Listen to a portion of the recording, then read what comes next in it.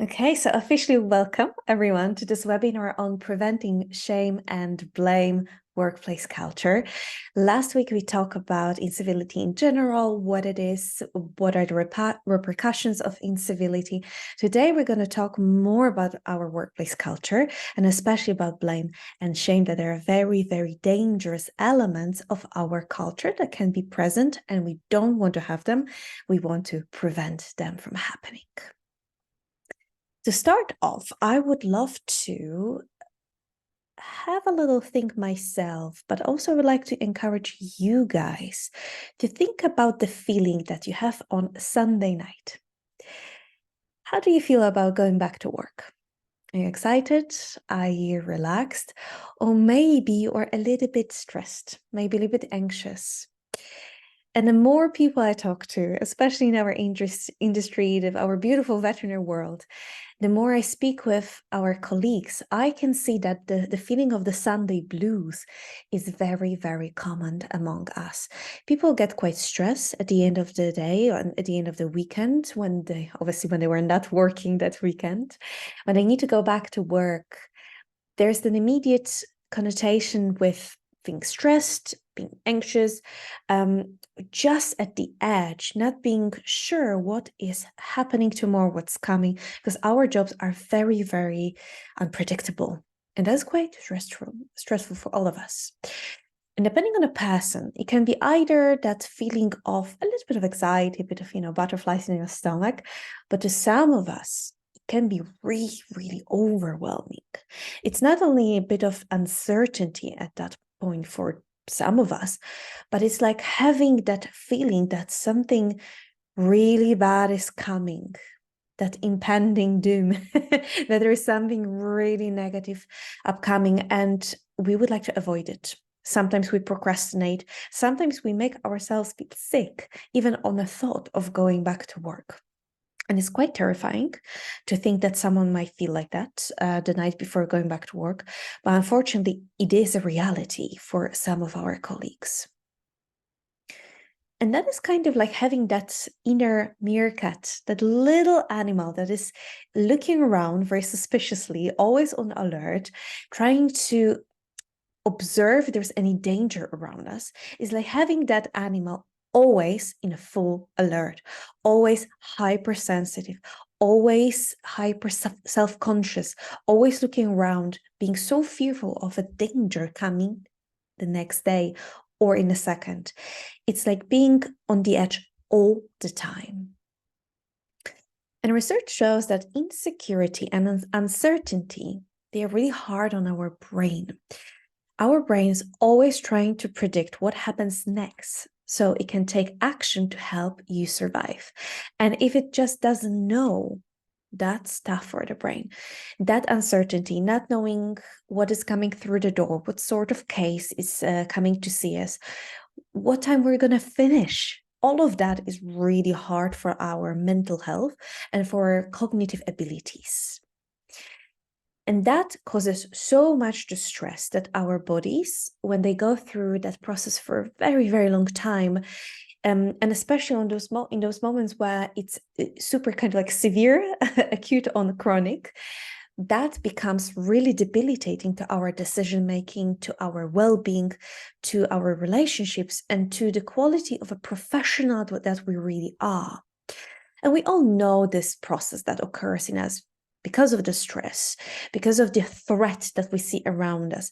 Our brain structures and our other organs, body organs, they produce that fight, flight, freeze, or fawn response. And that is very important for our survival. However, when the threat is around us all the time, in other words, when we perceive so many things as a threat, this process becomes our second nature. It feels like we are always distressed, and only occasionally it winds down, it just alleviates for a second. But many of us feel very tense most of our days at work and also on the weekend, because we carry our stress with us to home. And especially in those very acute moments, so like we say in medicine, with acute on chronic onset, that can be super detrimental to us when our emotions take over our logical thinking. We cannot make decisions that will serve our patients. That situation described as an emotional, and used to be called the amygdala hijack. And that is the final straw when we get so overwhelmed with anxiety, with stress, with emotion, that we feel like we're going through a little meltdown. And some of the scholars, and in this case, the psychologists from the University in Netherlands, conclude that our stress response is always on. So our inner meerkat is always on alert. And that is quite scary when we think about it, because it means that we nearly cannot relax at all, like ever, which is definitely not healthy. And we can see that in many of our colleagues who have a tendency to get very stressed, even with the small things that we see in our surroundings. So, for example, the syringe drawer is empty and we immediately get upset or frustrated, or our patient is just a bit stubborn, doesn't want to cooperate. We immediately see that as something really threatening and very distressing. And it's very easy to understand that when a person is always on alert, when they're looking on the path in front of them, so let's create a metaphor. I would like you to see that with your eyes of your imagination. If you imagine a path in front of you covered with sticks, if we are always on alert and someone tells us, you know what, there might be a snake hidden among those sticks, what we're going to see is not a path covered with sticks. We're going to see the path covered with snakes. Everything will suddenly seem dangerous to us. Just because someone told us that there is a danger hidden, and we will jump into that protective mechanism and seeing the danger everyone just helps us to maybe avoid it. But because it's not true, we end up extremely distressed and not efficient at all. Because of that, many of us, many veterinary professionals, vets, nurses, admin staff, front of the house team, many of us experience that state of the mental meltdown, that we have the decision fatigue, that our minds are nearly out of order. It's really hard to be good at what we do, be a really good professional in that state of chronic stress. And that meltdown, it's very unpleasant. It's very confusing. It's very demotivating, nearly. If we are already on the edge before going to work, and we go to work, and because we are so alert all the time and we see the danger around us and we are terrified of making mistakes, that we are more prone to make those mistakes. And when it eventually happens, we make a mistake, then it feels terrible. It's nearly as if we confirmed what we were scared of. And the truth is that to a certain degree, we brought it on ourselves because of that stress, because of that chronic state of being on the edge. But thankfully, there is something that can keep our stress response that is always on a little bit quieter. And what it is the feeling of safety. If our work is a safe space, if our workplace is a place where we go and we can avoid the drama and the stresses and the misery of the world around us from our private life, if we can escape it all when we go to work, and if it's a place where we truly belong and we feel that this is the right place for us, we can truly feel more relaxed and we can be better at what we do. And psychological safety is the topic that we've already discussed. It's something very, well, hopefully most of us are very familiar with it by now.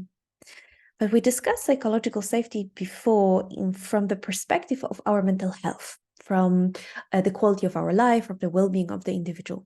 But the truth is that psychological safety directly impacts our clinical performance.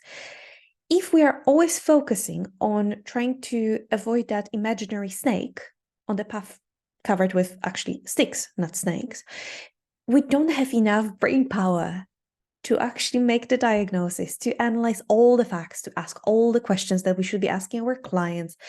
We just cannot focus. Lack of psychological safety makes us distracted. And then, because of our distraction, there is a creature that suffers because of it every single time, just to various degrees. And that creature is our patient when we experience that mental meltdown.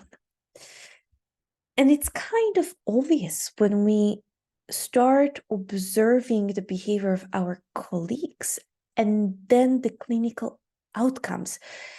Suddenly, it is actually noticeable. When you have an anesthetist who is super, super focused, calm, relaxed, the anesthesia itself goes quite smoothly. But if you have someone from the very beginning who is very anxious, thinks that everything is going to go in a wrong way, then more trouble happens. And the reason for that is because we have less ability to think clearly. And our patients who suffer at the end, they're called the first victim. If there is a clinical mistake made, medical error, then it's the patient who suffers. And that is really obvious. It might be to a small degree, maybe the wrong medication was dispensed, maybe the wrong treatment plan was established, but sometimes it can be also death. So that victim, it is very obvious for us to notice. There's also someone who is a second victim. And we are not talking here about the clients, the owners of our patients, because they are attached to that first victim. But the second victim of our medical error is the person who made that error. Medical professionals, veterinary professionals who made a mistake. And there's more and more research on the topic of the second victim. And that term was introduced by one of the researchers called Wu, who emphasized that doctors may be also traumatized by the mistake that affected their patient, the first victim. And another scholar writes that we see the horror of our own mistakes, and yet we are given no permission to deal with their enormous emotional impact.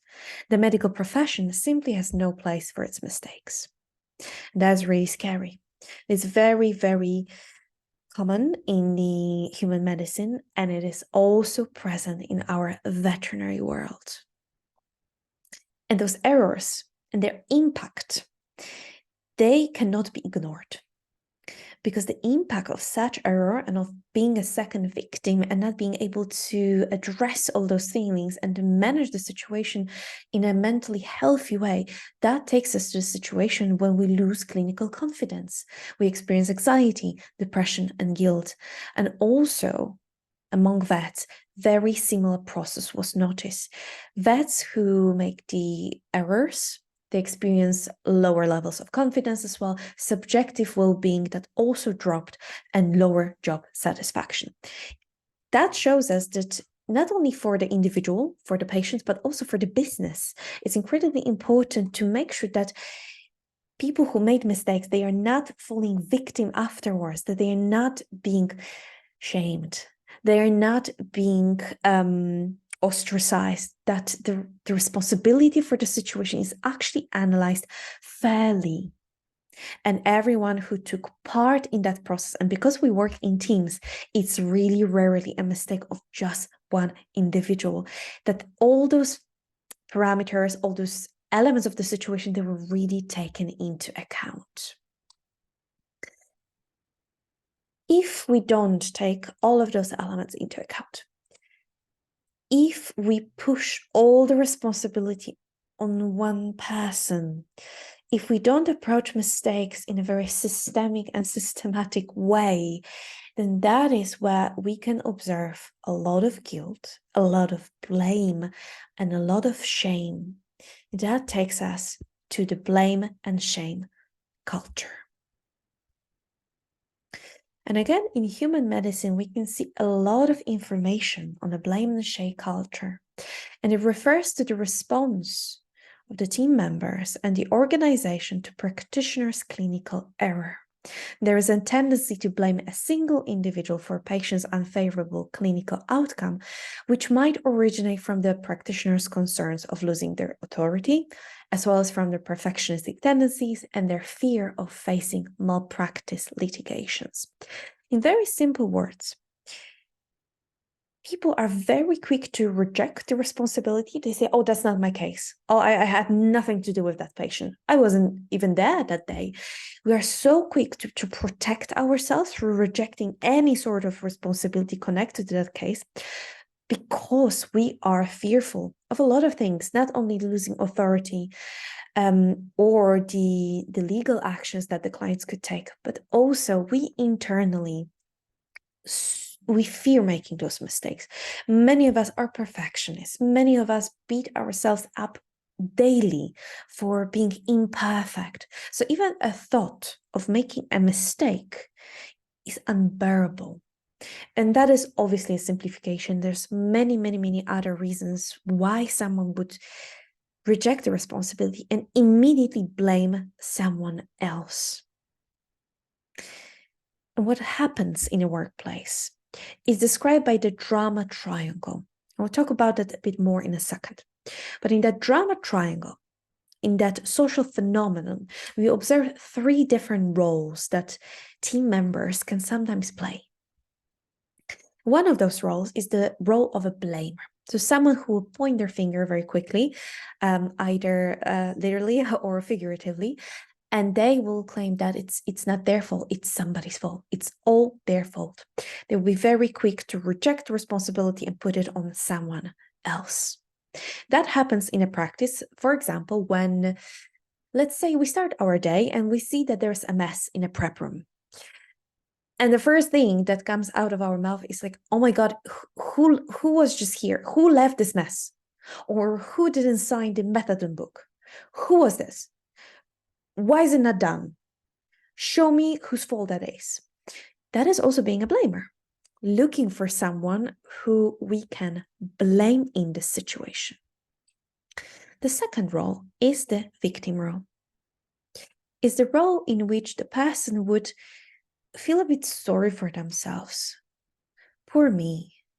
I can't do anything about me. That's not my responsibility. It's somebody's. I had nothing to do about it. But it's very often that approach where you might sometimes hear in our workplaces when people say, oh I always get the worst shift, or I always get the worst clients, or I get the worst cases.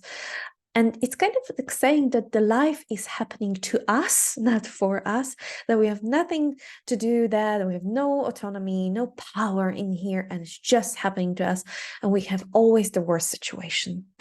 That is playing the role of the victim. And then there's the third role, and that is the role that a lot of our leaders play. Unknowingly, subconsciously, with the best intention, the role of the hero or a rescuer, but I call this pseudo-hero or a pseudo-rescuer because it's really not necessarily being a true hero. It's that role that we play when we just want to have peace and we say, okay, don't worry, I will cover that shift. I will do that for you. Or do you know what? I will do it for you because it's quicker than explaining it to you. Or if there's no one else who wants to take responsibility, they take it on their shoulders. And what happens there? And our leaders are very often a part of it because they want to take care of their team, but also very often the team expects them to take so much, sometimes too much responsibility on their shoulders.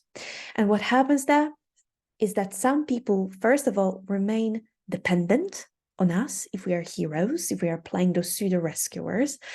They never learn, they never grow, but also they sometimes become complacent. And there's so much expectation of the leader, of the person who plays the hero, that other people never develop as well as they could. And the hero becomes overwhelmed and they burn out.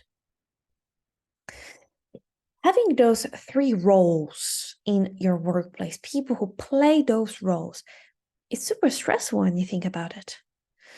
If there are people who immediately blame you, or people who will say that, oh, they had nothing ever to do with that, they will again immediately reject the responsibility because, well, they're just being victims in here.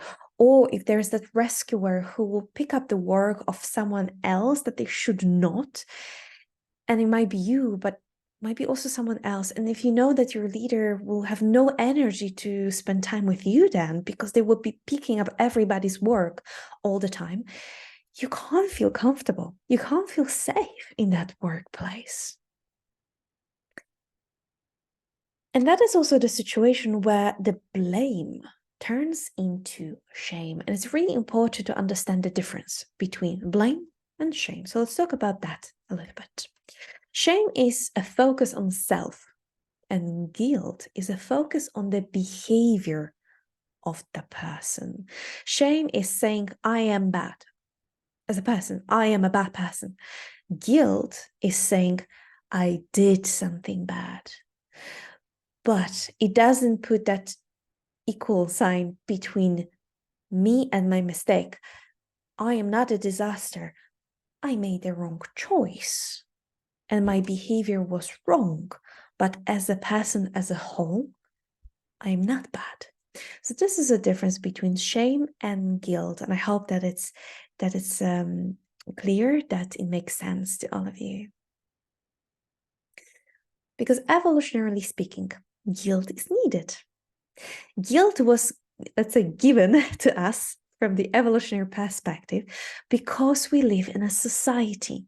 We create groups, formations, we interact with one another, and there are certain unwritten rules. There are certain ways of behaving that the tribe kind of like subconsciously agreed to.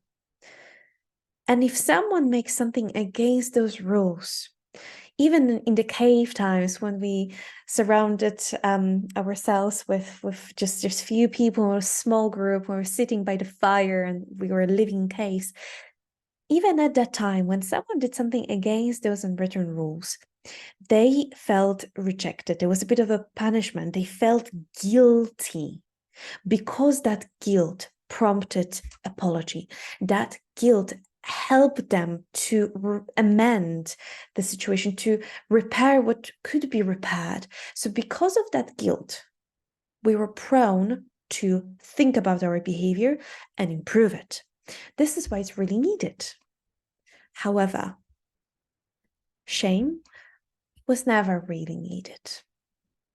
Although in those tribes, thousands and thousands of years ago, we needed the guilt. We needed something that would motivate us to apologize, to go back closer to the fire. Because if we're left far away from the fire, if people who fed us were cross with us and they refused to give us food, then we die. It was a jeopardy of our survival. This is why guilt is so important, because we want to go back closer to that fire. And in our tribes, modern tribes in a workplace, guilt serves our growth. If we make a mistake, if the patient's outcome is not the best because of our something that we neglected, we could have spent more time on. There's various situations, but that guilt, or maybe we offended our colleague, we just said something inappropriate. If we feel guilty, that will help us to make those amends. Shame, on the other hand, takes us a step further, deeper, that unnecessary step that's actually not true. But some people make us feel shamed. Some people trigger in us that shame because of the way they present our mistake to us. So let's talk about mistakes. I use that word many times, and I think it's very important to see how mistakes sometimes are perceived, and also that there's a different way to perceive our mistakes, a much healthier way. Most of the time, our wonderful colleagues, all the veterinary professionals, not only vets or nurses, when we make a mistake, We have a tendency to beat ourselves up.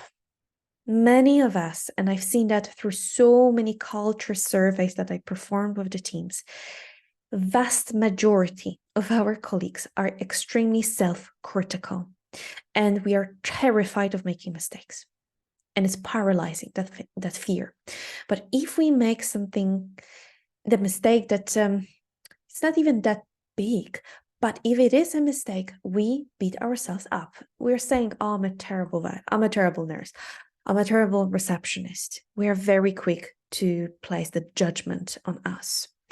When we stay at work for a very long time, and we start thinking that, I think I should be back at home with my family, then we can conclude that I'm a bad dad, I'm a bad mom, I'm a bad sibling, I'm a bad friend, I'm a bad partner. Whereas on the other hand, when we are at home, when we are taking care of our family or just spending time with our friends, just enjoying life, and we see how our teams struggle, teams who are at work at the moment, we are not there, we start thinking that, I should be at home. Instead of home, I should be at work. That actually, I feel guilty for enjoying my life and doing something outside of work. I should be there helping them because they are obviously in trouble and short-staffed and everything. And we do feel like bad colleagues very often, especially in the times where we have the WhatsApp groups or other groups when we can see kind of like life, what is happening there, people asking for help, people commenting on the current situation workplace. We are so attached to technology that it obviously it's a blessing, but sometimes it opens that window for us to have a deeper look into our work life, even though when we are not there. And that is not always helpful. That can create guilt as well. And that self-criticism is a very natural and very automatic reaction, but it's also destructive. If we have a huge amount of it, if the level of it is so severe, then it's detrimental to our mental health. And there is something that we can all do at the very individual level. Something that can help us manage that feeling of self-criticism, and that is self-compassion. And that is a very big topic that I will be discussing in the future. How self-compassion can help us prevent the blame and shame culture. But that is also the individual level of preventing it from happening. And there's other levels. So today I just want to mention it, and it definitely deserves a separate webinar. So we'll be talking about it in the future. But in that situation, when we are super self-critical, if we don't really know how to practice self-compassion, then our team can either help in this process or make it 10 times more difficult.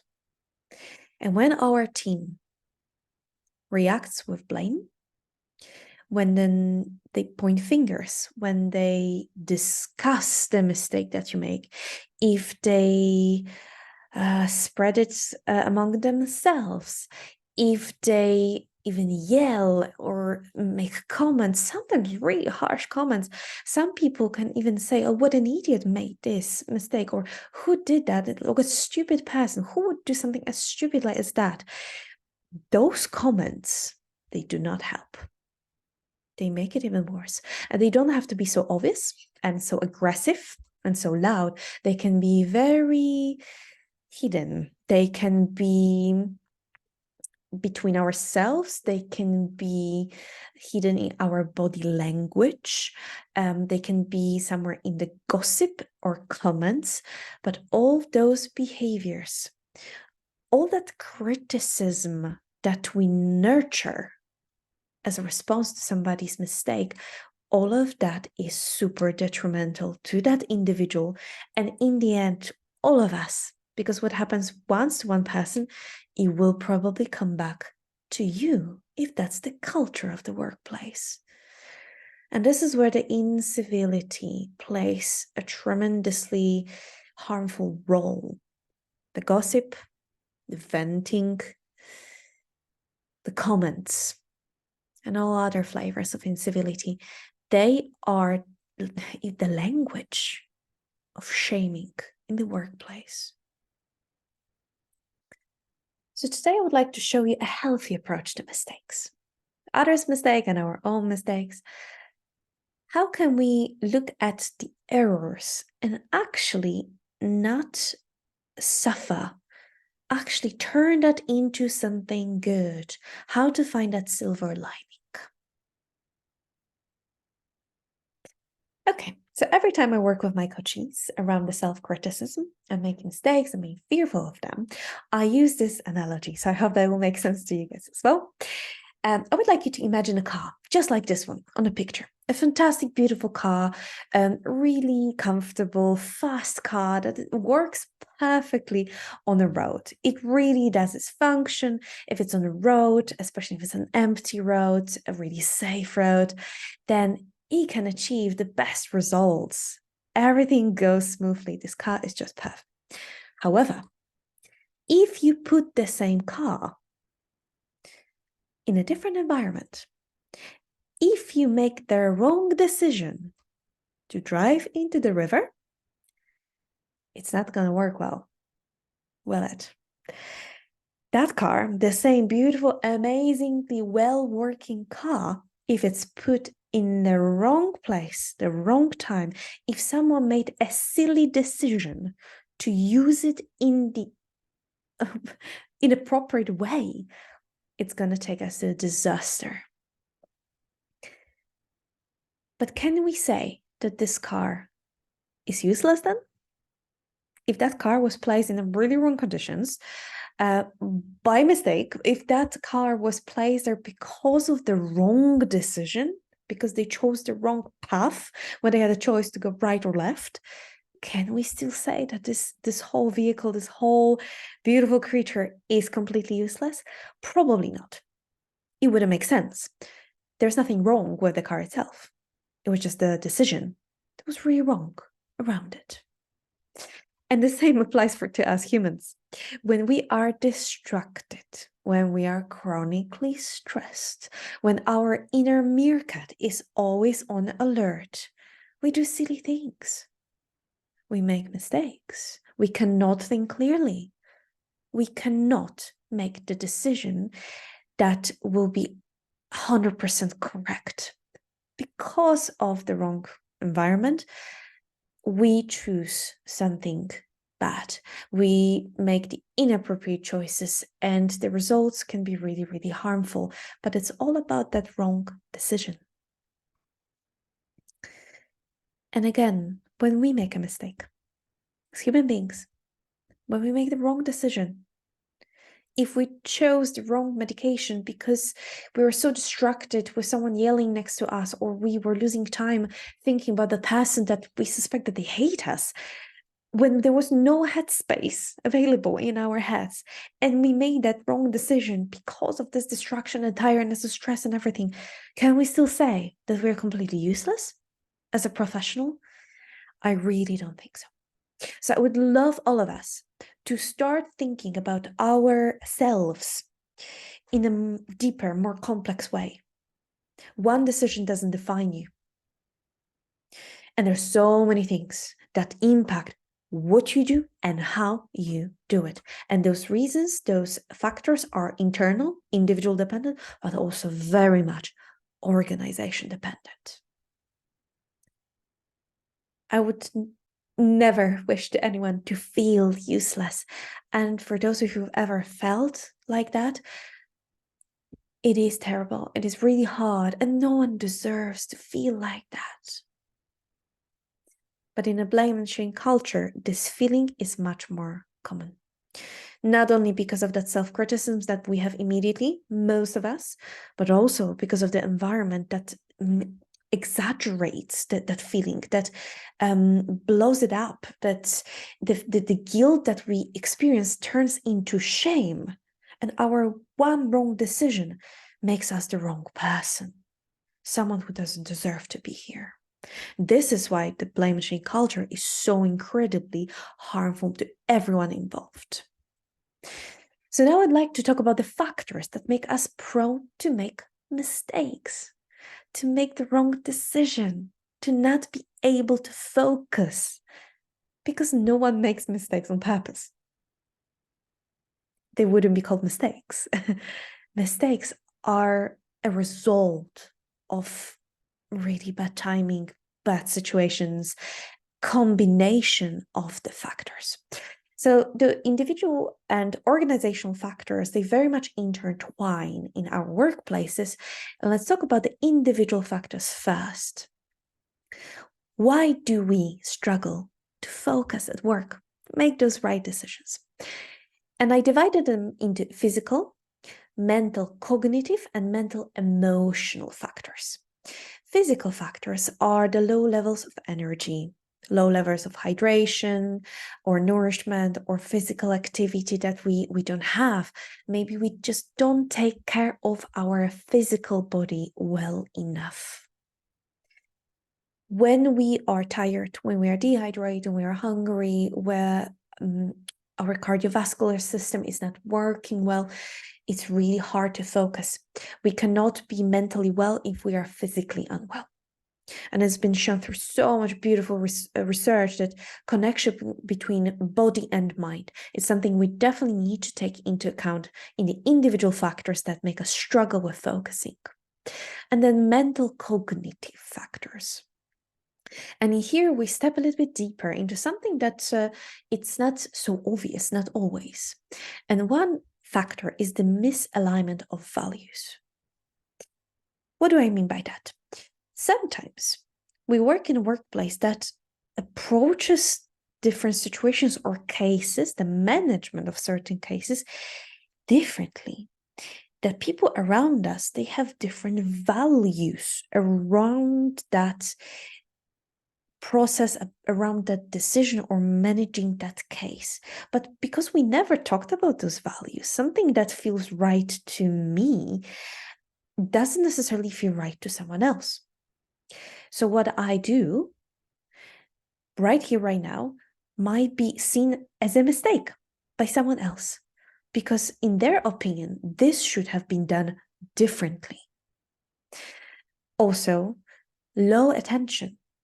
We might ourselves get constantly distracted by ourselves, by, first of all, trouble at home in our personal life, but also the technology, many other personal situations that could occupy our mental space. Another element is the insufficient autonomy.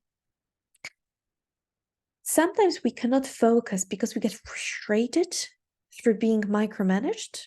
And again, we experience that emotional hijack and we cannot make decisions that are logical. And then for some of us, the rejection of responsibility. We are terrified of the responsibility. Or we are burned out and we really cannot be bothered anymore. So we reject it. And then more those emotional factors, the mental emotional factors that make us struggle to focus, is the low self-esteem, low confidence, our imposter feelings, our self-doubt. So those very, very inner emotional experiences that we go through, they also make it very difficult for us to focus. And then the organizational factors, they are very important. What or who at work stops us from being focused? And again, going back to misalignment of values. If the organization doesn't pay attention to the values, if they don't even know what it means, how to approach it, what it means for every single person, then we will never have a clarity. We'll never know how we are supposed to be doing things. So more mistakes, purely accidental mistakes, will come to the surface. They will occur. Low sense of mattering and purpose. We talked about that a little bit before. Mattering and purpose, they're incredibly important for people to feel energized, mentally and physically. And if we feel energized, then we avoid mistakes because we focus better.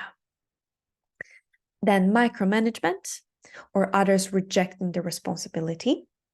So the blaming or the lack of autonomy in here, but also poor communication. That is, I think that's obvious. That's one of the main reasons for medical errors that have been shown through the research, and also low respect. No respect for dignity and low safety.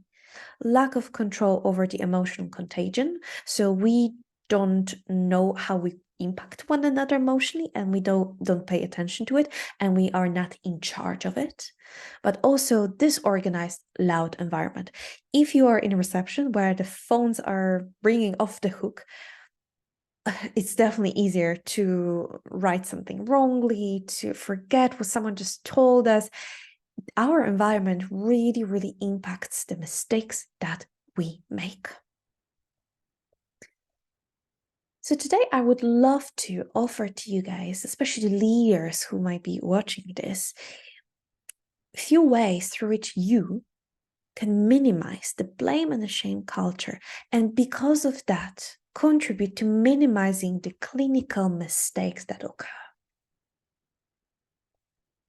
The first thing that the leader can do is to reduce the drama triangle. If you notice that people are playing that role of a blamer or a victim or a hero, or maybe if you are playing one of those roles, and believe me, we've all played them at some point in our life. If you see it, you need to call it out. Because drama triangle, so all those three roles, they are a model of dysfunctional social interactions, and each role represents a common and ineffective response to conflict. Whenever you have two people on a different page, wanting a different thing or wanting the same thing but done differently, or they have the relationship that is uncomfortable between themselves, there's many different types of conflict, that is where the blamers, the victims, or the heroes come to the surface. And like I mentioned, in a drama triangle, whenever someone plays the rescuer or persecutor or a victim, the power is given away or is maybe misplaced. And that is where so many of our colleagues more and more, they start laughing about the pizza situation, when they're miserable and there's so many reasons for them to be miserable at work, but then they are offered pizza or some sweets or food to kind of put like a band-aid on an abscess. That is where that responsibility that should take place, that should be taken, it is misplaced.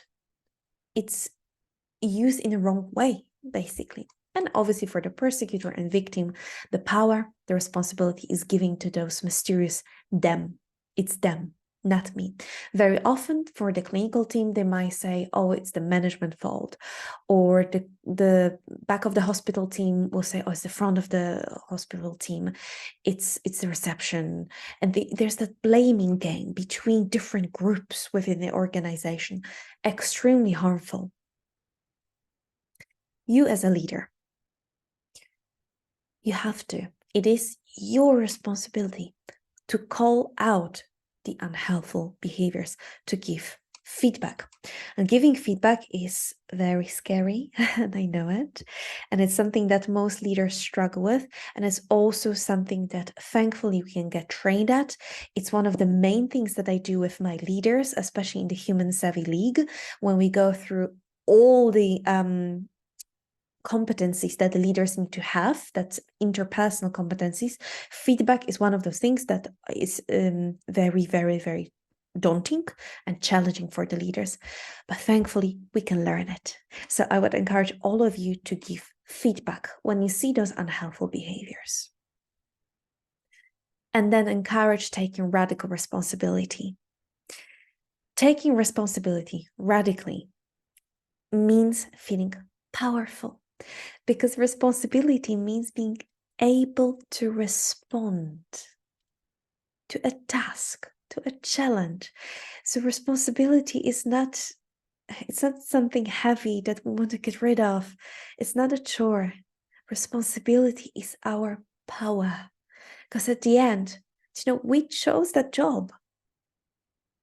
No one, I don't think that anyone was ever forced to be in this role where they are. They were given that responsibility because someone believed that they were able to respond to the challenge. So our responsibility actually means power, and we shouldn't be scared of it. We should feel human around it and acknowledge our mutual humanity when we handle that power. So obviously we'll sometimes make those mistakes, but we shouldn't reject it, because that lets us powerless. Without autonomy, it lets us victims or blamers. And also in here, whenever I talk about the radical responsibility, I really like bringing the serenity prayer that is used in groups like AA, where the power to actually recognize what is within your control and what isn't is a key to our work, performance, but also mental health. God, grant me the serenity to accept the things that I cannot change, the courage to change the things I can, and the wisdom to know the difference. How beautiful is that? And how true and needed is that?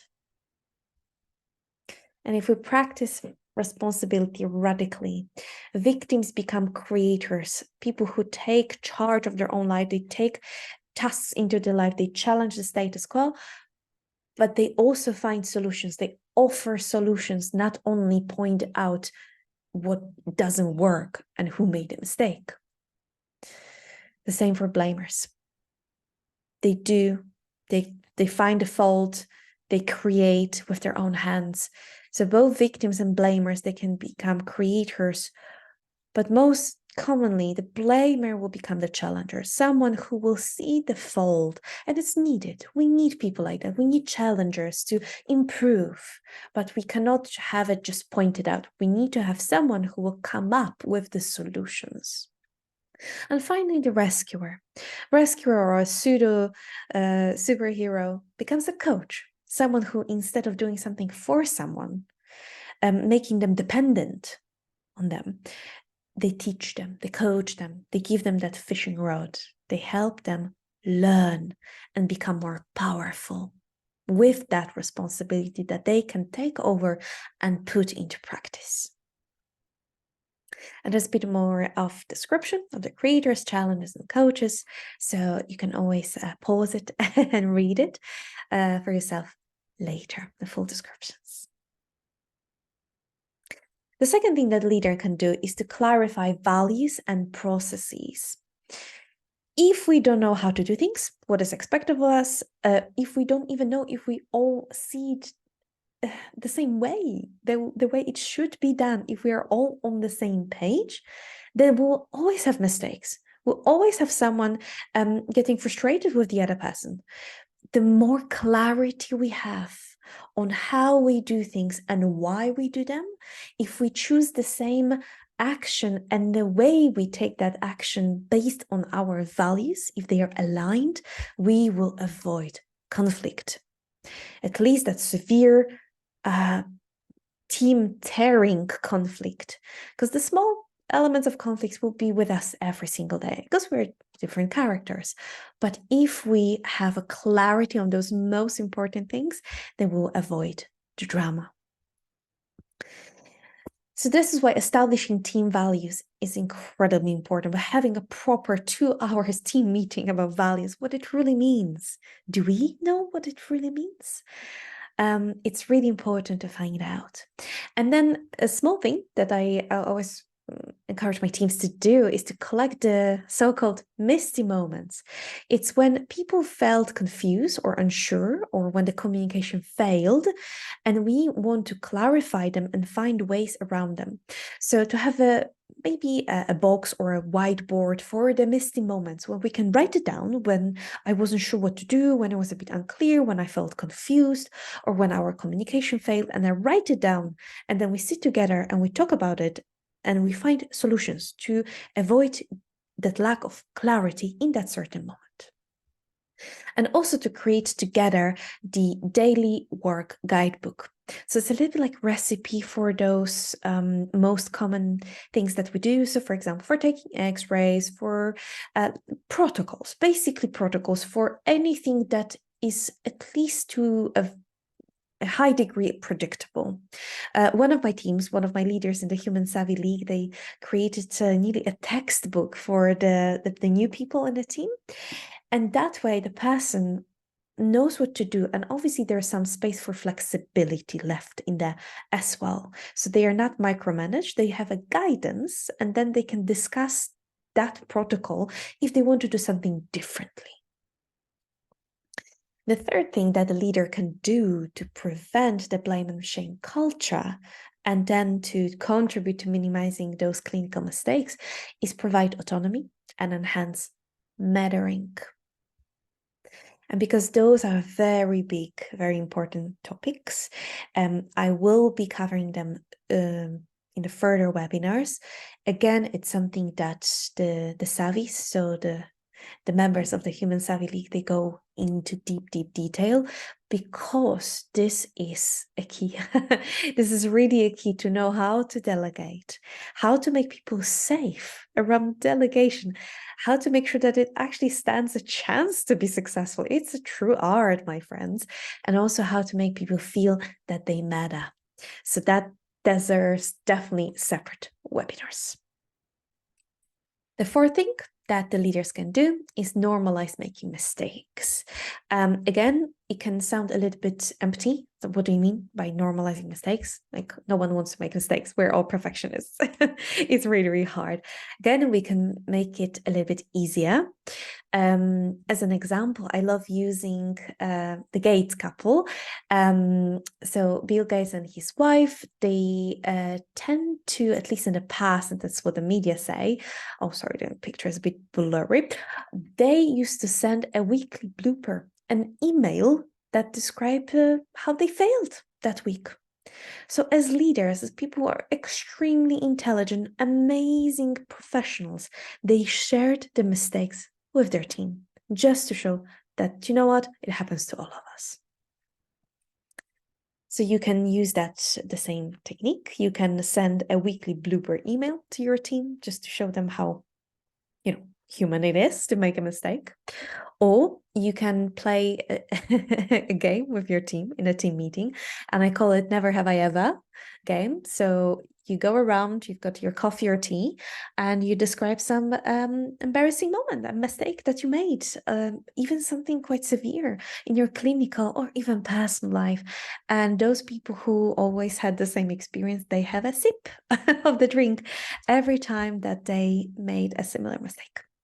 And that allows everyone to get to know each other and to actually have a little bit different perspective on those sometimes quite traumatizing situations from the past.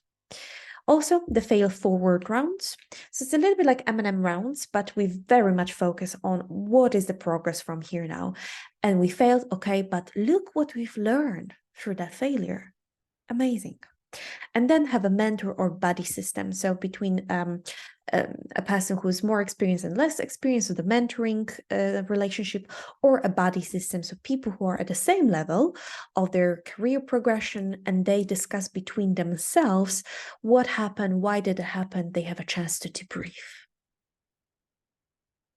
And the fifth thing that you can do as leader is explain healthy approach to mistakes to your team. So that is exactly what we described today. That if you make a bad decision, if you are in the environment that it's not the right environment for you, if many of those factors that we described made you make a bad decision, it does not mean that you are useless. As a whole person, as a whole professional, it really doesn't. Talking to your team multiple times, always showing them how actually ridiculous that approach is, to think that I made a mistake and I suck as a vet completely just because I made those mistakes, to help them believe in it. That can really, really support their career sustainability, their mental health, employee retention. It has beautiful impact on the whole culture and the future of this workplace. It's all about the decision that we make, and we know that making a decision takes so much mental effort, cognitive, emotional. It's very hard, and we make so many decisions every single day. So maybe someone made a mistake. They made one wrong choice. They completely neglected and forgot that the same day they actually made 200 of good decisions. We have that negativity bias. We pay attention to what we did wrong and really ignore and take for granted what we actually did well, all those right decisions in our life. And especially if we are in that stress response state, if we are chronically distressed and there's something extra happening on top of that, if we go through that emotional hijack, and when our mind just melts down, we cannot make right decisions. So this is the example of the thing that you can tell your team that I personally found really, really helpful if there was a mistake made on the team. It can sound like that. It doesn't matter who specifically made that mistake. We all take our turns in making wrong decisions. The only thing that matters now is to prevent it from happening again. Let's learn from it. Let's sit together and analyze the whole process. What went wrong in what point, and how can we prevent it in the future? So those M&M sessions, mortality and morbidity sessions, they really need to have the proper flavor to it, that it's very much being oriented towards action. This is not pinpointing, this is your fault, finding someone to blame. Absolutely not. This is exactly where we analyze strategically what happened in here. It's kind of like watching the film in front of us. And pausing that film for a second and saying, okay, in here, this and this could have been done differently. That can really help the team. That can really save people's self-worth, mental health, levels of energy, and their willingness to stay in that workplace. And the sixth thing that the leader can do is make the team realize that they have impact on one another. Make them realize the emotional impact between people. And it sounds very simple, but you would be really surprised how many people never realize that this actually occurs, that the process of emotional contagion takes place in our workplaces. And throwing some negative comments or kind of digesting together out loud the situation that happened, talking about this drama with a client again and again the whole day, all of that is kind of like leaving the trail behind us. If imagine someone who moves from one room to another, comes to the reception and talks to someone about something negative and dives deep into it, and they leave, and then they go to another room and talk to someone else, throw some negative comment, or maybe with their body language they're quite unpleasant, they go to another room, and it's kind of like leaving that very unpleasant trail behind them. What I always encourage my teams, and especially my leaders, to set an example of leaving a trail that is positive, because we do have a choice. There's many different things that we could be leaving behind. I'm really sorry for this, for this quite crude analogy here, but I would love you to have a think.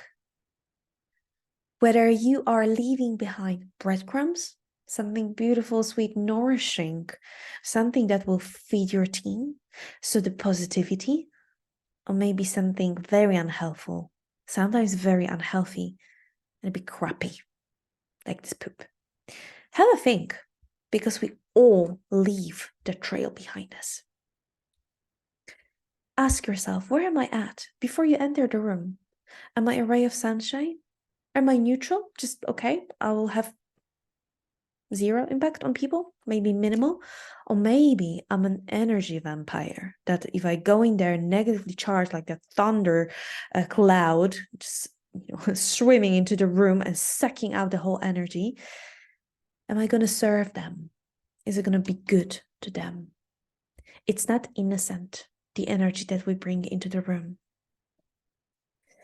And then when we discuss somebody's behavior, when we talk about the mistakes or any clinical situation, I would love everyone to ask themselves, is it 100% fair to say this and that, what I was just about to say about them?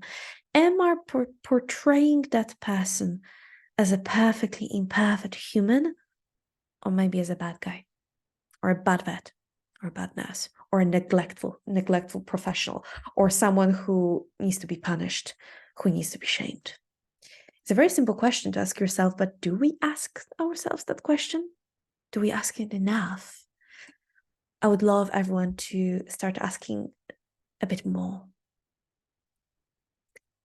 And I do love that poster from the hospital in the US, where everyone who enters that room is encouraged to take responsibility for the energy that they bring into that space. Our words matter, our behaviors matter to everyone involved. I would love everyone to be very aware of it. And if you've ever had a live workshop with me that I do with my teams, when they invite me to the team to speak about emotional contagion, to show them the true impact that they have on one another, when they learn how to monitor and control and actually use in the best possible way the emotional contagion, we talk about Mary, who was a person who came to work and started the avalanche of drama just because she came exhausted and she caused harm and no one ever catch it. No one caught it on time. That Mary, who we call Bloody Mary, is very, very common in our workplaces. Someone who just comes negatively charged and spreads that energy on everyone involved. So I would love all of you to avoid being a Bloody Mary. Don't be a blamer. Don't be a Bloody Mary. Don't be a person who pushes responsibility on someone else. Think about it. Maybe there's something that I could do, even if I wasn't involved in this, but maybe I could do something to prevent it in future and to improve the patient safety and the team culture. And the final 7th thing that a leader can do for their team to prevent blame and shame culture is to nurture dignity, be a role model of someone who very, very carefully takes care of the dignity of their team. And dignity is our inherent value and worth. And again, it's a topic for a separate webinar, really, really vast, beautiful topic, where we can talk about the early imprint of dignity that some of you can have that makes people more sensitive to certain comments, and how we very often jeopardize somebody's dignity without knowing it. But I would love you to know from today on that somebody's dignity is a key element of preventing blame and shame culture. And 8, investigate the work conditions. And that seems obvious. However, again, you would be surprised how many leaders have absolutely no idea how it feels to be in that prep room where there's dogs barking because the door is so thin and you can hear everything, or how it is to be in a reception when the phones just will never stop ringing. We need to know how it is. We need to ask our people. We need to be super open to those suggestions, to their complaints about the conditions of their workplace without taking it personally. Because it's not you who built that building. I don't think that a lot of leaders who work in the veterinary practice, they build it themselves. But you have a power to make it better. So you don't have to take it personally. You can be open, flexible, and do everything within your power to help them change those conditions. As leaders, we need to support employee self-care, and our environment is a part of our self-care. We cannot focus on taking care of our body or mind if the conditions don't allow for it. Our physical pain, our mental pain, they're equally important. If someone comes to you saying, I'm having a terrible day mentally, it's as important as someone saying, you know what, I just slipped my disc and I cannot lift, I can't even stand. It's equally important. We cannot ignore it. We need to take it into account and approach it appropriately. And also we can support our employee self-care at the individual level. So we can have very honest human-to-human one-on-ones. When someone actually feels safe because we build rapport with them, they feel safe to tell us about their physical health, but also mental health. We can have the emotional debrief rounds. We can have the intra-team and external mentoring coaching. So that supports the self-care of the employee as well. We can normalize something called the duvet day. So calling off sick, but not really sick, saying, I just need a duvet day. And we don't have to explain ourselves whatsoever. We just have a day off. And then multiple different types of employee support schemes. So financial support offering therapy or coaching, really helpful. The health checks.